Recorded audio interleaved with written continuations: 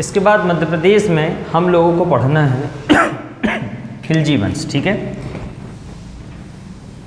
मध्य प्रदेश में खिलजी वंश। बीच बीच में क्या क्या चीज़ें हुई हैं जो लिंक टूट रही हैं वो भारत के इतिहास में आपको समझ में आएगा, डायरेक्ट यहाँ पे चीज़ें समझ में नहीं आएगी। खिलजी वंश की अगर हम बात करें तो इन लोगों ने 1290 से लेके 1320 ईस्वी तक इन्होंने हमारे यहाँ पे शासन किया है, मध्य प्रदेश में भी कह लें चाहे हम भारत में कह लें। खिलजी वंश की स्थापना किया था जिसका नाम है, उसका नाम है जलालुद्दीन खिलजी। जलालुद्दीन खिलजी। जलालुद्दीन खिलजी ने 1290 ईस्वी में खिलजी वंश की स्थापना की थी। ठीक है, अब ये खिलजी वंश हमारे मध्य प्रदेश में नहीं था, ये तो संपूर्ण भारत में चल रहा था।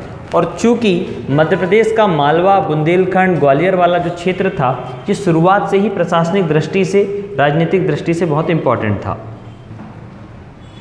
ठीक है, ये हो गया है ना, ठीक, ओके।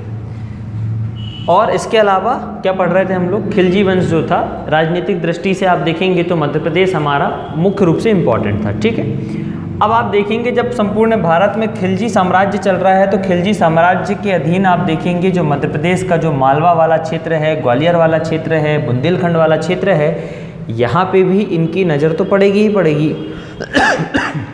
ठीक, सॉरी, चलिए देखिए आगे। अब क्या होगा, ये जो जलालुद्दीन खिलजी है जब सम्राट बना, इसने खिलजी वंश की स्थापना कर दी, कंप्लीट रूप से इसने सब कुछ कर दिया। 1295 ईस्वी में, ध्यान देंगे, 1295 ईस्वी में जलालुद्दीन खिलजी ये ग्वालियर वाले क्षेत्र में शिकार करने के लिए आता है। सोचो, इतना बड़ा राजा दिल्ली में बैठा हुआ है, दिल्ली से शिकार करने के लिए कहाँ आए, ये ग्वालियर वाले क्षेत्र में। जब ये ग्वालियर वाले क्षेत्र में शिकार करने के लिए आया तो इसी ने ग्वालियर में एक यात्रियों के विश्राम के लिए ऐसा गोल टाइप का एक ऐसा गुंबद के आकार का, ठीक है, गुंबद के आकार का, गुंबद के आकार का, गुंबद के आकार का इन्होंने एक क्या बनवा के गया है यहाँ पे, विश्राम गृह। पूछा जाता है पेपर में, ठीक है, किसने बनवाया ये। जब ये शिकार करने के लिए 1295 ईस्वी में ग्वालियर आते हैं तब वहाँ पे यात्रियों के विश्राम करने के लिए एक गुंबद से आकार सा, गोल के आकार टाइप का एक विश्राम गृह निर्माण करके जाते हैं। और आप देखेंगे 1296 ईस्वी में, 1290 में इसने स्थापना शासन करना शुरू किया और 1296 ईस्वी में जलालुद्दीन खिलजी की हो जाती है मृत्यु। 1296 ईस्वी में जलालुद्दीन खिलजी की मृत्यु हो जाती है। तो इनके द्वारा किया गया काम अगर आप देखें तो इन्होंने ग्वालियर में गुंबद वाले क्षेत्र, गुंबद वाला विश्राम गृह बनाया है। और इसके साथ ही जलालुद्दीन खिलजी ने ही उसी के शासनकाल में आप देखेंगे तो मांडू वाले क्षेत्र में भी आक्रमण किया है और मालवा में भी किया है। कुल मिला के जलालुद्दीन खिलजी ने भी मालवा, मांडू इन वाले क्षेत्र पे आक्रमण किया है।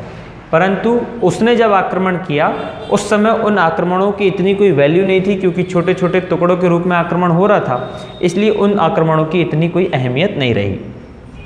इसी जलालुद्दीन खिलजी के अधीन एक बंदा काम करता था जो कि इसका भतीजा था, जिसका नाम था अलाउद्दीन खिलजी।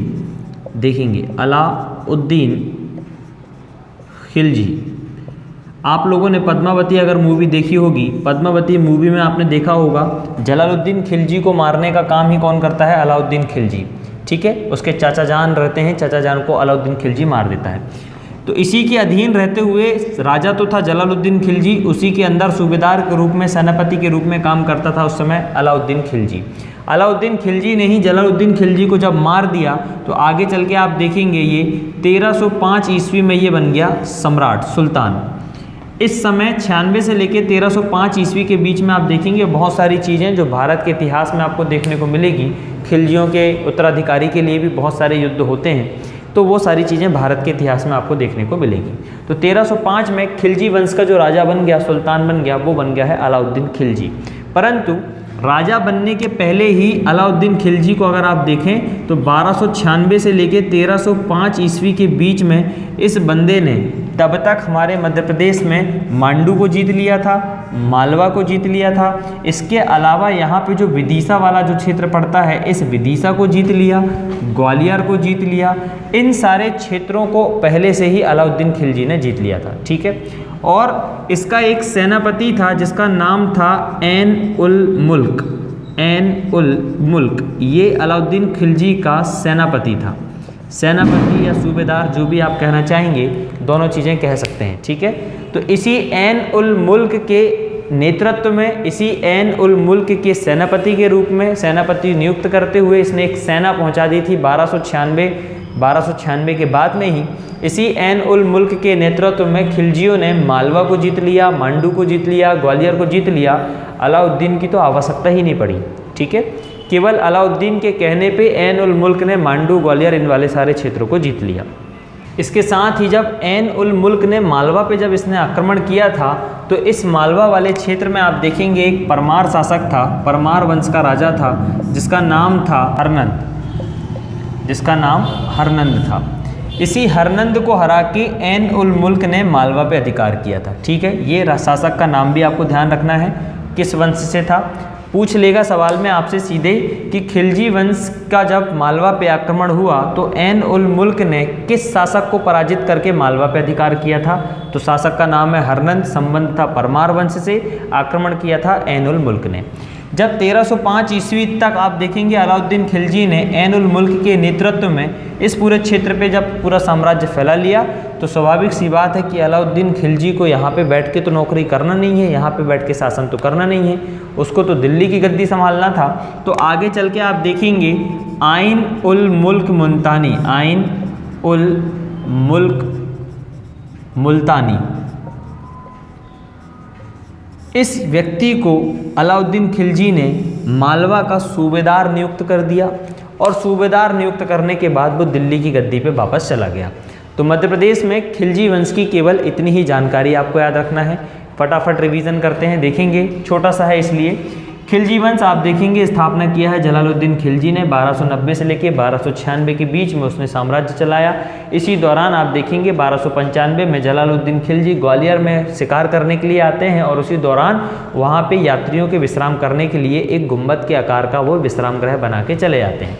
आगे चल के इसी वंश का जब साम्राज्य का जो राजा होगा अलाउद्दीन खिलजी होगा, अलाउद्दीन खिलजी नहीं जलालुद्दीन खिलजी, जिसको जो उसके चाचा थे उनकी हत्या करके इस साम्राज्य की गद्दी पे अपना अधिकार कर लिया। अलाउद्दीन खिलजी का सेनापति सूबेदार जो भी आप कहें ऐन उल मुल्क था, जिसके नेतृत्व में इसने मध्य प्रदेश के ग्वालियर, मांडू, मालवा, उज्जैन, धार, इन सभी क्षेत्रों पर आक्रमण कराया। जब ऐन उल मुल्क ने मालवा वाले क्षेत्र पर आक्रमण किया तो उस समय परमार शासक हरनंद था। हरनंद को पराजित करके ऐन उल मुल्क ने मालवा पे अधिकार कर लिया। कुल मिला के अधिकार किसका हो गया? अलाउद्दीन खिलजी का हो गया। अलाउद्दीन खिलजी ने जब पूरे संपूर्ण मध्य प्रदेश पे अपना अधिकार करके बैठा हुआ था तो उस समय उसने आइन उल मुल्क मुल्तानी को सूबेदार के रूप में नियुक्त करके वापस दिल्ली की गद्दी पे जाके वो बैठ गया। तो ये है मध्य प्रदेश में खिलजी वंश, ठीक है।